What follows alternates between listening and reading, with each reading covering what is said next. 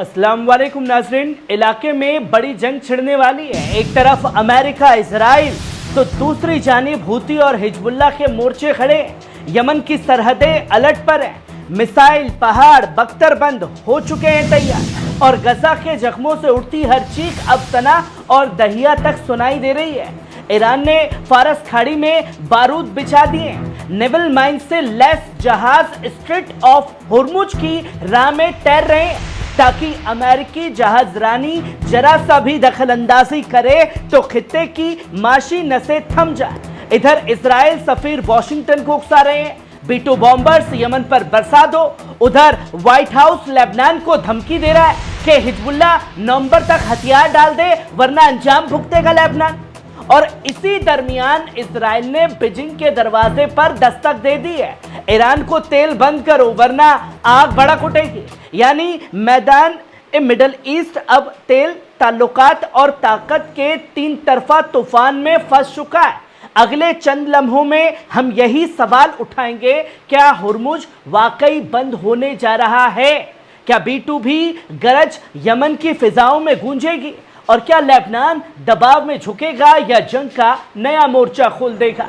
तैयार रहिए क्योंकि इलाकाई सियासत का बैरोमीटर अब बारूद की सुई पर अटका हुआ है। जहां पहली खबर देखें, यमन सरहद पर अलर्ट, अमेरिकी इजराइल जंग की तैयारी, गजा तन्हा नहीं।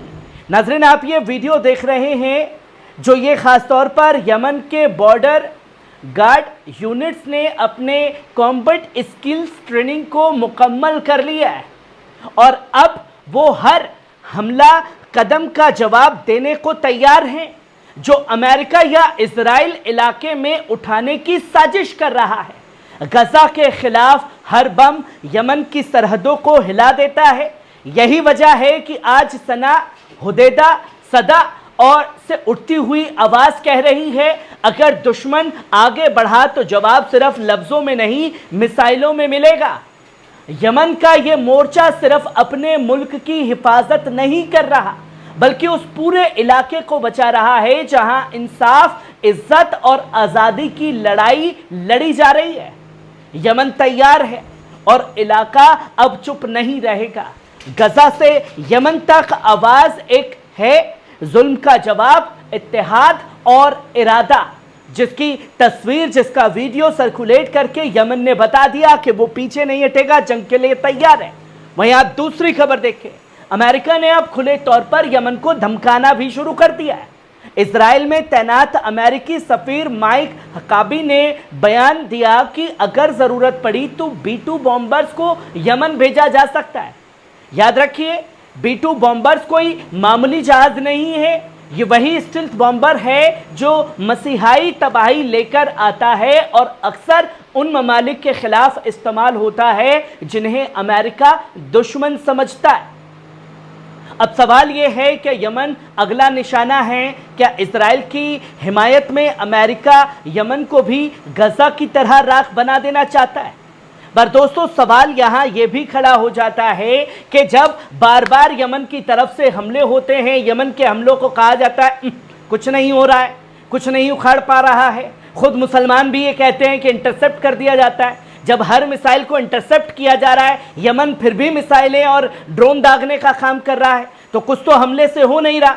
तो B-2 बॉम्बर्स को क्यों यमन के ऊपर बरसाने के लिए कहा जा रहा है? ये सबसे बड़ा सवाल है जहां हकीकत छुपाई जा रही है इजराइल द्वारा। अगर नुकसान होता नहीं तो ये तस्वीर सामने नहीं आती।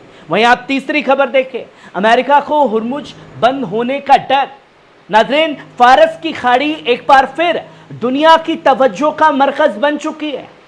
ईरान ने हिला दिया है।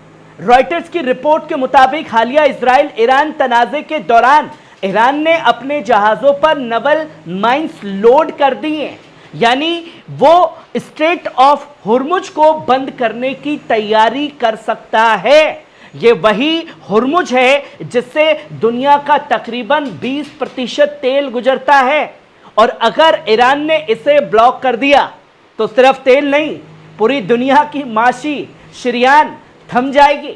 अमेरिकी इंटेलिजेंस महकमे में उस हरकत को लेकर शदीद बेचैनी है। लेकिन नाजरीन, ईरान ये बार बार कह चुका है, अगर हमारी हिफाजत को, हक को खतरा होगा तो हम सिर्फ जवाब नहीं देंगे, पूरी तिजारतें नसें बंद कर देंगे। होर्मुज में माइन नेवल्स लगाना, ये अपने आप में बड़ा चैलेंज दे दिया अमेरिका को ईरान ने। देखते रहिए, क्योंकि फारस खाड़ी से उठता हर लहर अब एक सियासी भूचाल और बड़ी जंग छेड़ सकता है। वहीं आप चौथी खबर देखें, ईरान को रोकने के लिए इजराइल ने चीन से गुहार लगाई है। नाज़रीन, इजराइल अब खुले तौर पर चीन से मदद मांग रहा है, वो भी ईरान को रोकने के लिए, जिसे ये लगता था कि 4 दिन में खत्म कर देंगे। शंघाई में जनरल राबिता का बयान सामने आया है, जिसमें उसने कहा है कि ईरान को काबू में लाने की ताकत सिर्फ चीन के पास है, और अगर चीन ईरानी तेल खरीदना बंद कर दे तो ईरान फौरन ढह जाएगा। यह बयान उस वक्त सामने आया है जब ईरान अपने न्यूक्लियर प्रोग्राम्स और जंगी तैयारी के मैदान में बहुत तेजी से आगे बढ़ रहा है, और इजराइल को लग रहा है कि वो अकेले उसे नहीं रोक सकता। लेकिन नाजरीन, सवाल ये है, क्या चीन वाकई इजराइल के दबाव में आएगा, उसकी बात मानेगा? क्या वो अपने माशी और सियासी रिश्तों को कुर्बान करेगा सिर्फ इजराइल की हिफाजत के लिए, या फिर चीन इस पूरे खेल में मुनाफा और मजबूती की सियासत खेलेगा? अब जब जंग सिर्फ बॉर्डर पर नहीं है, तेल, ट्रेड और तवाजुन एक कुव्वत के मैदान में भी चल रही है। वहीं आप 5वीं और आखिरी खबर देखें, अमेरिका ने लेबनान से मांगा हिजबुल्लाह का हथियार डालने का डेडलाइन नवंबर तक दी है। नाज़रीन, एक बड़ा और सियासी तौर पर धमाका खेज तजुर्बा सामने आया है। अमेरिका को यह लगता है कि वो लेबनान को ऑफिशियली एक तजवीज़ पेश करेगा, जिसमें यह कहा जाएगा कि साहब देखिए, हिजबुल्लाह ने हमारी नाक में दम कर दिया है, उसको दिगर मुस्लिम गिरोहों को नवंबर तक हथियार डालने के लिए कहिए, इसके बदले में इजरायली फौज कार्रवाई रोकी जाएगी, और लेबनान को जो जो तरक्की के लिए चीज़ें चाहिए वो अमेरिका देगा। 19 जून को पेश किया था, और आज यानी 1 जुलाई को लेबनान से इसका तहरीरी जवाब मांगा गया है। अमेरिकी तजवीज़ में जो बातें कही गई हैं उसमें हैं फेस्ड डिसआर्मेंट, इजरायली फ़ौज की जुनूब लेबनान से वापसी और सीरिया से बेहतर ताल्लुकात, माली इस्लाहत और कैदी अदला बदली का यूएन सुपरवाइज्ड सिस्टम। लेबनान के वजीर आज़म नवाब सलाम, सदर जोसेफ ऊन और स्पीकर नबी बरी ने दफ्तरों से जवाब तैयार हो रहा है कि क्या जवाब दिया जाएगा। हिजबुल्लाह इस कमेटी से ताउन कर रहा है, मगर उसने हथियार डालने पर हामी नहीं भरी है। अब देखना यह है, क्या लेबनान दबाव में झुकेगा या मुकाबला करेगा? अगला लम्हा पूरे मिडल ईस्ट की तहरीक को तय कर सकता है, जिसकी तस्वीरें लोगों के सामने बहुत जल्द आएंगी। कैसी लगी खबर, कमेंट बॉक्स में आकर के अपनी राय ज़रूर दीजिएगा। शुक्रिया।